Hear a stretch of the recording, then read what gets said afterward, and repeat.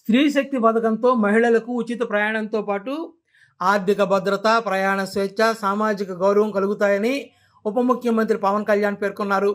గత ప్రభుత్వ అస్తవ్యస్త విధానాలతో కుదేలైన ఆర్థిక వ్యవస్థను గాడిలో పెడుతూనే చాలా సమర్థంగా సూపర్ సిక్స్లోని ఒక్కొక్క హామీని అమలు చేస్తున్నాం. మహిళలకు ఉచిత బస్సు సదుపాయం కల్పించాలని చంద్రబాబు ఎన్నికలకు ముందే చెప్పారు. మనకున్న ఆర్థిక ఇబ్బందులతో దానిని నెరవేర్చగలమా అని నేను సందేహాన్ని వ్యక్తం చేశాను. ఆయన మాత్రం భరోసా ఇచ్చారు. ఈరోజు ఈ పథకం అమలు చంద్రబాబు అనుభవానికి నిదర్శనమని పవన్ కళ్యాణ్ పేర్కొన్నారు. ప్రత్యేకించి ఈ మహిళలకి ఉచిత బస్సు ప్రయాణం స్త్రీ శక్తి పథకం కింద ప్రారంభించడం చాలా ఆనందదాయకం.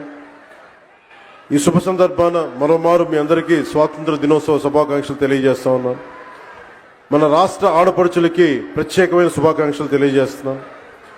స్త్రీ శక్తికి సముచిత స్థానం ఇస్తూ మహిళా సాధికారత దిశగా మరో అడుగు ముందుకు వేస్తూ ప్రతి ఆడపడుచుకి ఇచ్చిన మాట నిలబెట్టుకుంటూ నారా చంద్రబాబు నాయుడు గారి నాయకత్వంలో కూటమి ప్రభుత్వం నేటి నుంచి ఆంధ్రప్రదేశ్ నివాసితులైన మహిళలకు, బాలికలకు, ట్రాన్స్జెండర్లకి ఆర్టీసీ బస్సుల్లో ఉచిత ప్రయాణం అందిస్తూ ఉంది.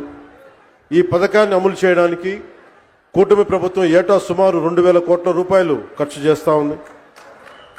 గత ప్రభుత్వ అస్తవ్యస్త విధానాలతోటి కుదేలైన ఆర్థిక వ్యవస్థ గాడిలో పెడుతూనే, ఒకవైపు పెట్టుబడులను ఆకర్షిస్తూనే సూపర్ సిక్స్ని చాలా సమర్థవంతంగా ఒక్కొక్క హామీని చాలా బలంగా ముందుకు తీసుకెళ్తున్నారు శ్రీ నారా చంద్రబాబు నాయుడు గారి నాయకత్వంలోని కూటమి ప్రభుత్వం.